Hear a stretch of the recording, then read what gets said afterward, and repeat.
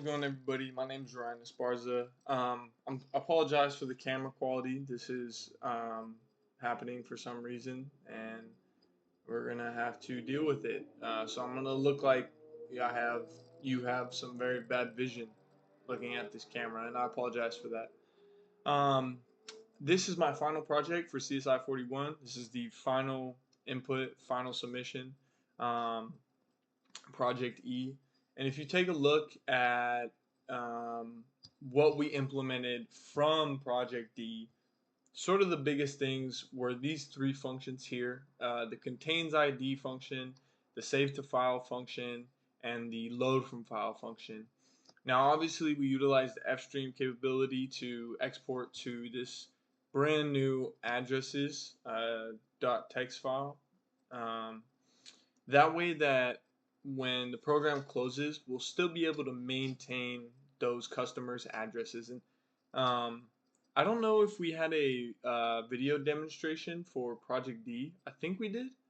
Um, but just in case I didn't mention, I used the hash function um, to hash these keys to the hash table. And I use separate chaining. I did not use open addressing. I thought separate chaining would be easier, especially because these addresses they would get removed if a customer's was sent to the trash bin that I also have implemented. So if we even take a look, table size is 10. I didn't make it super large. O of 1 average, but O of n if it has to traverse the entire linked list chain. Um, Sorry, back to where I was. I wanted the ability to um, save the addresses to a file and re-import them upon startup of the program. So these were the two functions I had implemented. Um, the contains ID function was like a secondary checker for inside of our inside of our add records function, which I will find right. Okay, I don't know why it's doing that. Literally, the add records is right here.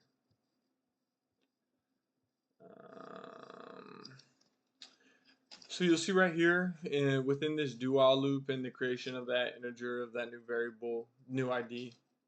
Yeah.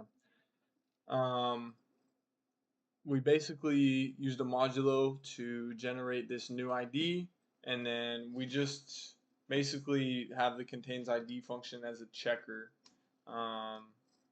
So when a user or a client is created, when a user creates a client, they can easily just um, find, we'll do a double check to ensure that the ID is not a duplicate and it's going in the right position. So those were the big things that I implemented from Project D. Now I'm going to run the program um, and I just want to show. Sorry, it's gonna. I mean, it don't. Oh, what the? Okay, cool. Whatever. Um, let's take a look at our trash bin. Trash bin is current. Okay, well, we should have looked at something else. We'll take a look at our dynamic array, which is the main data structure here that holds all these service records. Within it, there are some like incomplete, um, not incomplete, but very wrong looking um, entries or service records, and it was because I was testing and I did not take them out yet, so it's just they're gonna be there. But basically, this is the records. You see, they're all funky right now because I had somebody um, go crazy.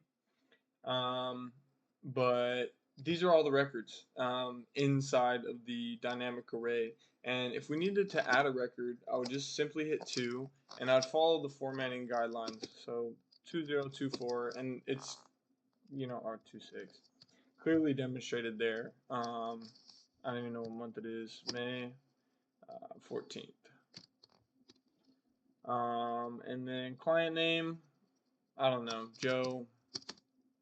I'm not gonna. Okay, Joe Smith. I won't put anything wrong or bad. Window cleaning. Let's say he bought window cleaning. And then service price was 200. Let's say we're gonna charge him 200 bucks. And we'll say it is scheduled. And then now we have generated their customer ID. So we have a customer ID for them. And this would need to be kept by the users.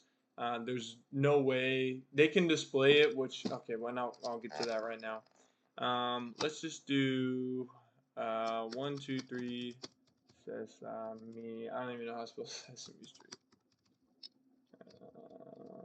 And then we'll say California. Alright, now let's display customer addresses. And oh, would you look at that? Within inside of our hash table in bucket 1, after it got hashed, we have that exact customer ID on top of their street.